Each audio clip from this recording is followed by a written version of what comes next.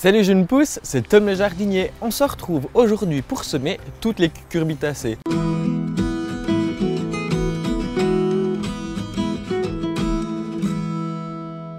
Courges, pastèques, melons, concombres, courgettes, toutes ces plantes-là peuvent être semées au début mai.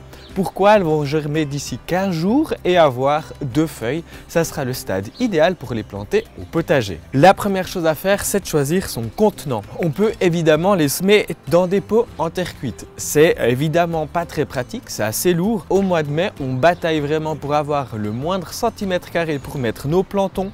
Je vous conseille vraiment d'utiliser, moi, ces petits pots en fibre de bois. Faites vraiment attention, dans le commerce, on en trouve beaucoup en fibre de coco.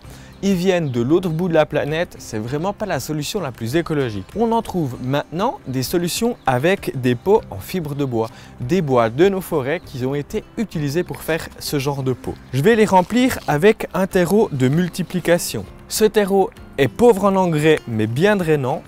L'engrais, quand on a des jeunes plantes, c'est vraiment pas idéal. Elles ont de toutes jeunes racines et ça peut créer des problèmes. Je vais faire quelques semis étalés sur toute la saison. L'objectif, c'est d'étaler les récoltes, surtout pour les courgettes. On n'a pas envie d'en avoir des kilos et des kilos pour nourrir tous les villages aux alentours. Étaler les semis, c'est clairement ce qu'il faut faire pour éviter ce genre de problème. Donc là, moi j'ai rempli mes pots pratiquement jusqu'à ras-bord. Il reste 1 cm. C'est parfait. On va juste déposer la graine et recouvrir. Ici, on va commencer par les concombres. Moi, j'utilise la variété vert long maraîcher. Ils vont autant bien en pleine terre que sous serre et ils sont idéaux parce que je trouve qu'ils ont tendance à rester assez tendres, assez verts, même si ils sont un petit peu matures. Et là, je vais mettre 2 graines par pot. Voilà, 3 pots, ce sera parfait. Ensuite, je vais combler le centimètre manquant à mes pots. Comme ça, ils seront bien recouverts. L'idéal maintenant, c'est de maintenir humide ces pots jusqu'à la germination.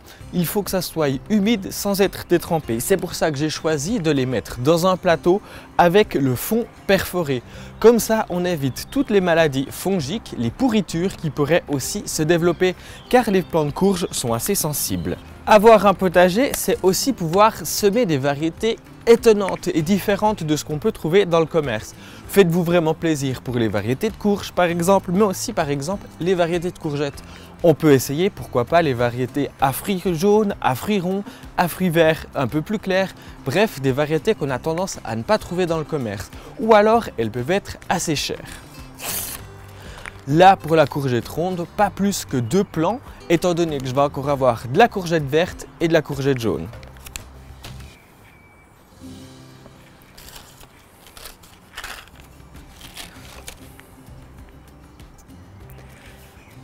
Et comme l'autre, je vais recouvrir mes pots.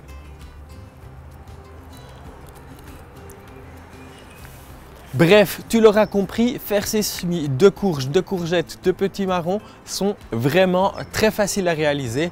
Et pour pas un sou, un paquet de graines peut t'offrir jusqu'à 25 graines. Il coûte généralement le prix d'un seul planton dans le commerce. N'hésite donc pas à te lancer, à faire tes semis et à partager avec moi sur les réseaux sociaux tes belles prouesses. Une dernière astuce, on a tendance à ne plus reconnaître nos variétés de courges une fois qu'elles sont semées. Donc étiquette vraiment chaque pot pour pas te tromper. N'hésite pas non plus à t'abonner à ma chaîne YouTube et activer la petite cloche. C'est gratuit et tu seras informé en temps et en heure de la sortie de mes prochaines vidéos. On se retrouve tout bientôt pour une prochaine vidéo. D'ici là, bon jardinage, ciao jeunes pousses!